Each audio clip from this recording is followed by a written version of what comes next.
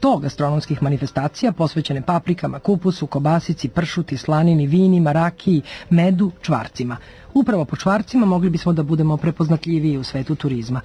Nataša Raketić probala je da dođe do recepture za ovaj tradicionalni proizvod. Iz razgovora sa Gregorom Guberinićem, vlasnikom firme Bibli, saznaćemo i kako su čvarci našli svoje mesto u hronoishrani i kako je strancima objašnjavao o kakvom je proizvodu reč.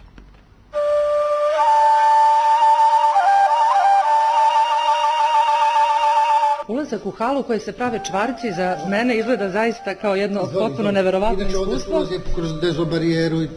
Mesto za dezinfekciju. Znači, provuku se ruke, dobro, i onda prolazimo, mantile smo obukli, kape smo stavili, nazupice imamo i sada ulazimo u to mesto gde se prave čvarci.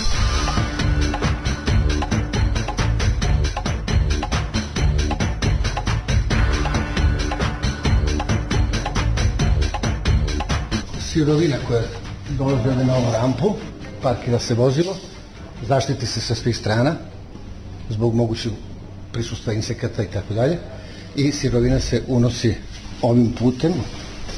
Sada ulazimo u jednu prilično hladnu prostoriju. Šta se ovde nalazi? Ovo su kao neke komore.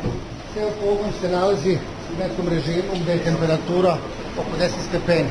Ovo je mesto gde se odmrzava sirovina, nakon toga sirovina se ili secka ili melje, što se radi delom ručno, a delom na ovoj mašini.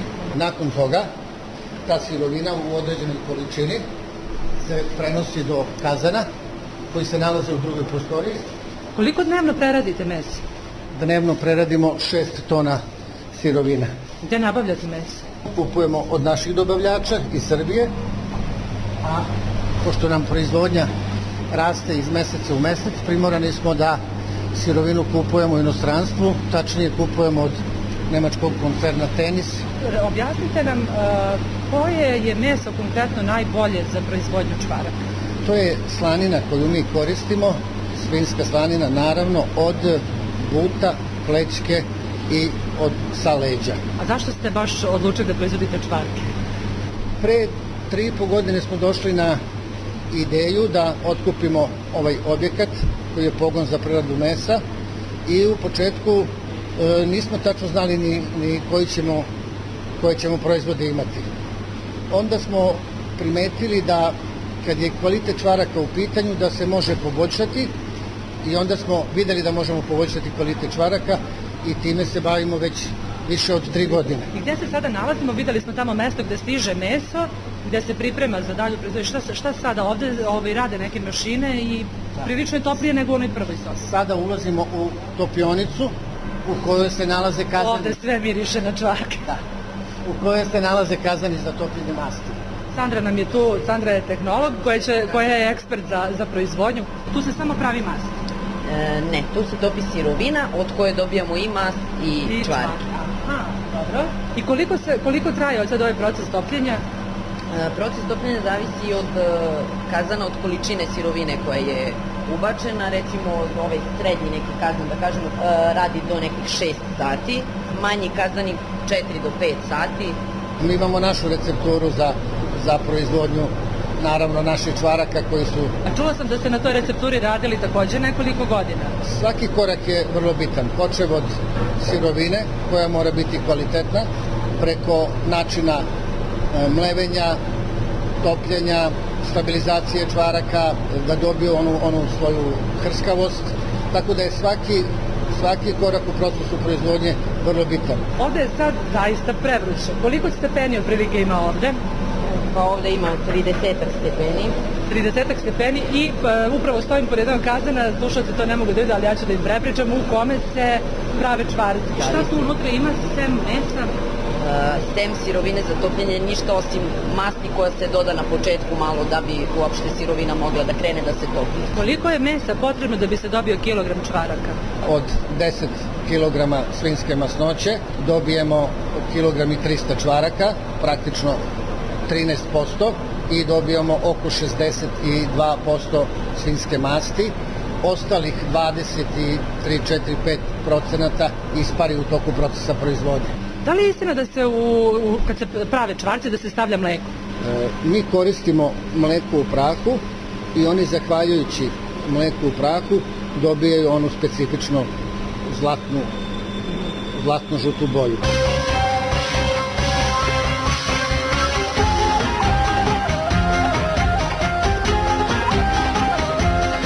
Istraživali ste nekoliko godina otprilike taj neki ukus koji ste hteli da dobijete. Da li je to otprilike bio i ukus čvaraka koje je nekada davno pravio vaš deda? Ne. Moj deda je pravio čvarke koji su bili veoma masni, mada je čvarak sam po sebi mastan, ali koji su bili puno masniji nego čvarci koje mi pravimo, i moj deda je uvek imao mnogo veći procenat čvaraka od određene količine sirovine nego što mi dobijamo u toku procesa proizvodnje. Gde se sada nalazimo, šta se ovde dešava? Ovde je sada prilično prijatno i šta da probamo? Vruće čvarke. Sada se nalazimo u prostoriji gde se čvarci hlade i gde se... Da li sme da se proba vruć čvarak? Da, naravno, pa čvarci su pogodni i za hronoishranu. To znači da možemo da smršamo ako jedemo čvarke? Naravno. Šta je u stvari tu ključno? Ima puno primjera za to. Naravno, ako se jedu sami čvarci, ako ih ne kombinujemo sa ugljenim hidratima, na primjer. Znači ne sme hleb, nego samo čvarak? Samo čvarak i sigurno će se izgubiti kilogram. A rekli ste mi malo pre da čvarci ne smeju da se jedu uveče. Zašto? Pa smeju uvek da se jedu čvarci, ali u hronoishrani se najviše koriste kao u prepodnevnim satima, kao doručak. Šta čvarci imaju u sebi što će da nam nadoknadi sve ono drugo što ne smemo, na primjer, da jedemo? Čvarci imaju naravno visok procenat masti, ali imaju veoma visok procenat proteina, oko 30% proteina. Znači smem da probam? Tako da.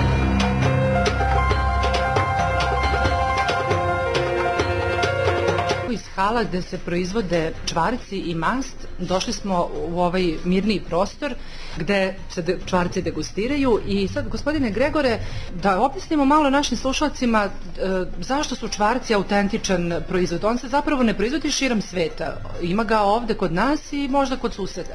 Naš region je poznat po proizvodnji čvaraka. Osnova svega je ukus koji ja pamtim od detinjstva. Mi u stvari samo razvijamo recepturu na osnovu tradicionalnih recepata. Jer poznato je da se čvarci na ovom podneblju prave vekovima. Kada dođu vaši prijatelji iz inostranstva, kako im je objasnite šta je čvarak?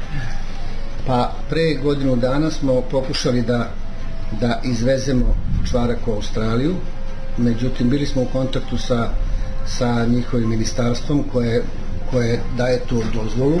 Poslali smo im stotine mailova, fotografija, način pripreme i izgleda da oni u stvari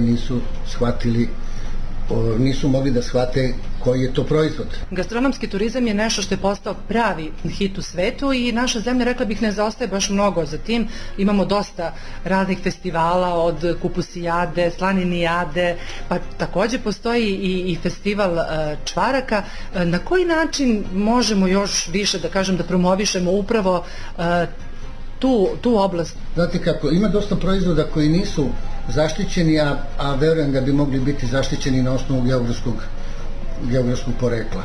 Sada mi trenutno i pokrećemo inicijativu za zaštitu čvaraka kao srpskog brenda i ostvarujemo kontakte sa Prirodnom komorom Srbije i Zavodom za intelektualnu svojinu. Na taj način, kada proizvod postane brend, onda će se znati za taj proizvod i to je način i da privučemo turiste koji bi došli da probaju. Koji bi došli da probaju. Da.